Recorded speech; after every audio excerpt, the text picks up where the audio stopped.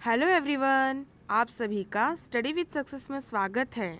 आज हम हिंदी विषय क्लास 7th बाल महाभारत कथा का चैप्टर 1 महाभारत कथा पढ़ने जा रहे हैं। ये जो चैप्टर है वो पूरी बुक की समरी है। पूरी बुक में जो चैप्टर्स है उसके मतलब शॉर्ट में दिया गया है। महाभारत की कथा महर्षि पराशर के कीर्तिमान पुत्र वेदव्यास की देन है। जो महाभारत की कथा है महर्षि पराशर के बुद्धिमान पुत्र वेदव्यास की देन है, मतलब रचना है। व्यास जी ने महाभारत की कथा सबसे पहले अपने पुत्र शुकदेव को कंठस्थ कराई थी। जो व्यास जी थे उन्होंने सबसे पहले अपने बेटे शुकदेव को कंठस्थ कराई महाभारत की कथा। कंठस्थ कराई का मतलब होता है याद करने का ऐसा तरीका जिसमें कोई भी याद करने के बाद बोल सकता है बिना देखे। और बाद में अपने दूसरे शिष्यों को, और उसके बाद जब अपने बेटे शुकदेव को कंठस्थ कराते हैं उसके बाद अपने दूसरे शिष्यों को वो अपने कंठस्थ कराते हैं। मानव जाति में महाभारत की कथा का प्रसार महर्षि वैशंपायन के द्वारा हुआ। जो लोगों में सबसे पहले महर्षि वैशंपायन ने फैलाया था महाभारत की कथा। वैशंपायन व्यास जी के प्रमुख शिष्य थे। जो वैशंपायन ऋषि थे वो व्यास जी के प्रमुख मतलब मेन शिष्य थे।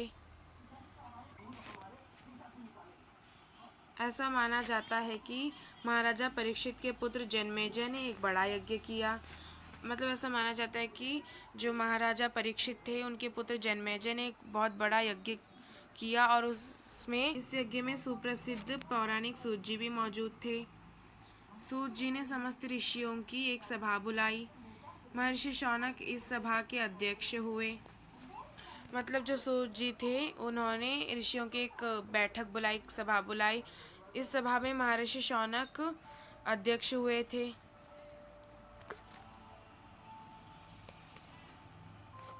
सूत जी ने ऋषियों की सभा में महाभारत की कथा प्रारंभ की कि महाराजा शांतनु के बाद उनके पुत्र चित्रांगद हस्तिनापुर की गद्दी पर बैठे।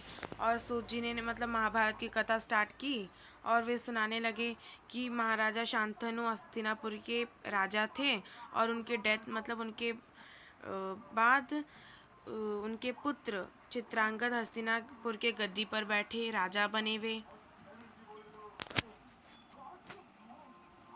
उनकी अकाल मृत्यु हो जाने पर उनके भाई विचित्रवीर्य राजा हुए।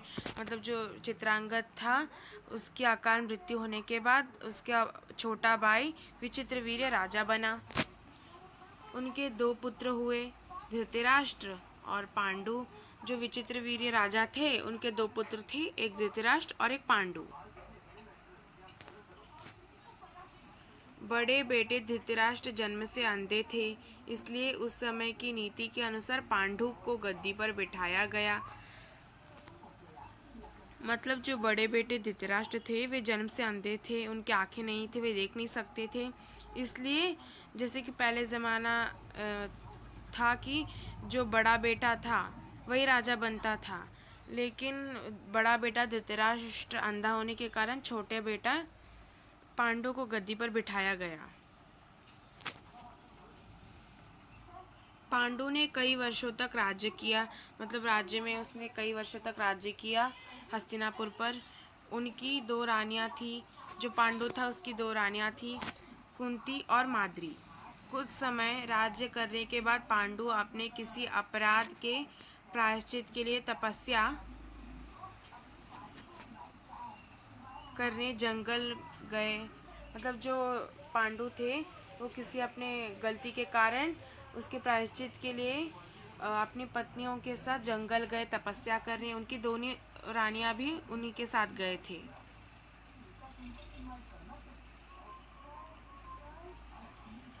वनवास के समय कुंती और माद्री ने 5 पांडवों को जन्म दिया। जो पांडु के पुत्र थे उन्हें पांडव कहा गया। जो कुल 5 थे, तो वनवास के टाइम कुंती और माद्री ने 5 पांडवों को जन्म दिया। कुछ समय बाद पांडु की मृत्यु हो गई। जो कुछ टाइम के बाद पांडु की मतलब डेथ हो गई। पांचों अनाथों बच्चों का वन के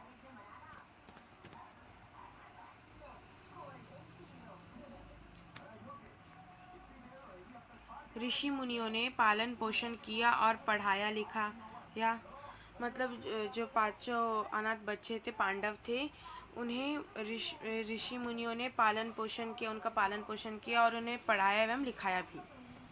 जब युधिष्ठिर 16 वर्ष के हुए तो ऋषियों ने पांचों कुमारों को हस्तिनापुर ले जाकर पितामह भीष्म को सौंप दिया। जो पांचों पांडवों में सबसे बड़े युधिष्ठिर थे, वे जब 16 वर्ष के हुए तो मतलब जो 5 कुमार थे उन्हें हस्तिनापुर ले जाकर ऋषि मुनियों ने पितामह भीष्म को सौंप दिया। पांचों पांडव बुद्धि से तेज और शरीर से बली थे। उनकी प्रखर बुद्धि और मधुर स्वभाव से ने सबको मोह लिया। मतलब जो 5 पांडव थे वे बुद्धि में बहुत तेज थे और शरीर से बहुत बलवान थे। उनकी प्रखर बुद्धि और मधुर मतलब मीठे स्वभाव ने सभी का मन मोह लिया था। यह देखकर धृतराष्ट्र के पुत्र कौरव 100 थे धृतराष्ट्र के पुत्र और धृतराष्ट्र की एक बेटी थी। उनसे ते जलने लगे और उन्होंने पांडवों को तरह तरह से कष्ट पहुंचाना शुरू कर दिया। मतलब जो धृतराष्ट्र के पुत्र थे वो पांडवों की बुद्धि और बल से बहुत जलते थे, इसलिए पांडवों को हर तरह से कष्ट पहुंचाना शुरू कर दिया उन लोगों ने।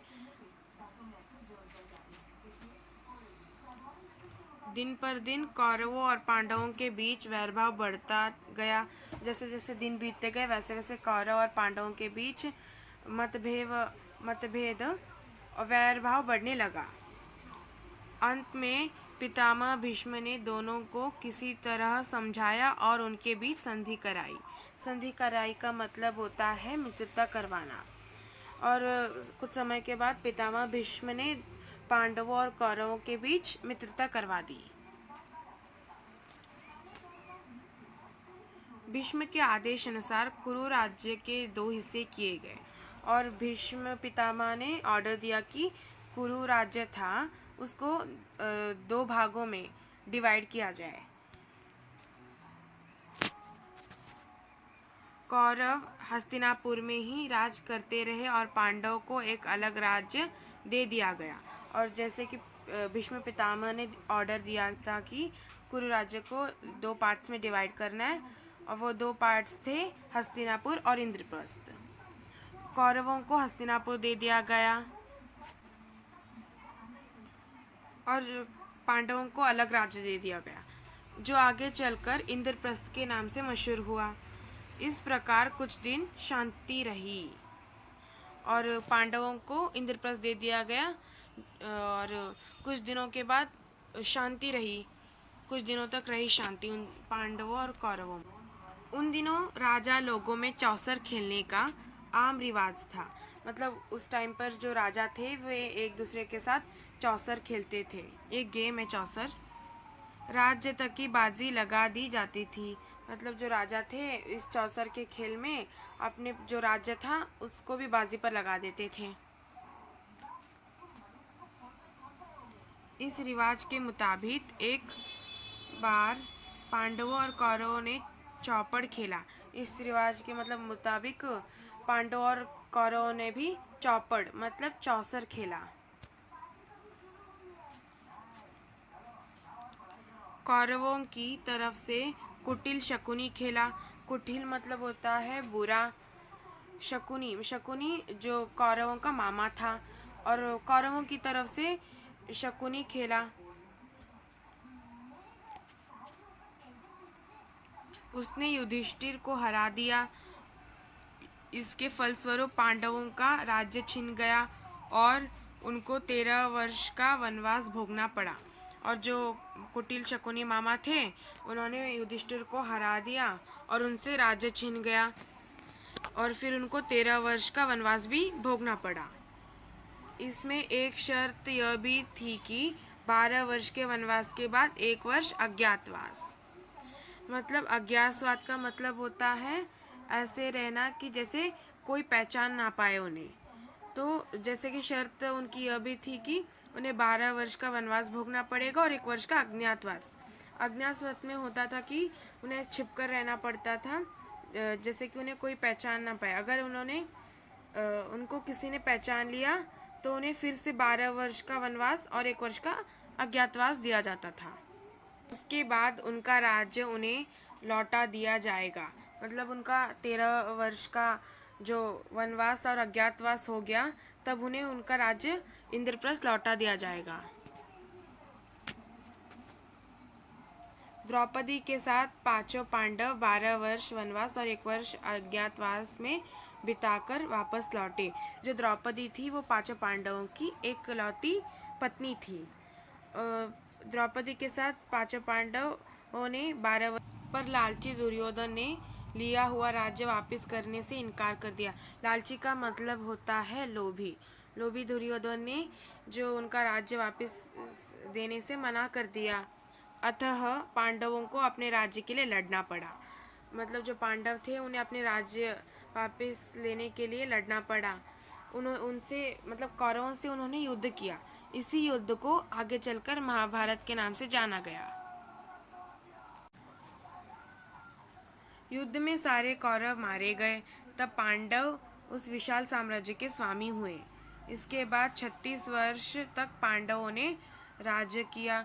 मतलब कौरवों के मारे जाने के बाद उस पूरे कुरु राज्य पर पांडवों ने 36 वर्ष तक राज्य किया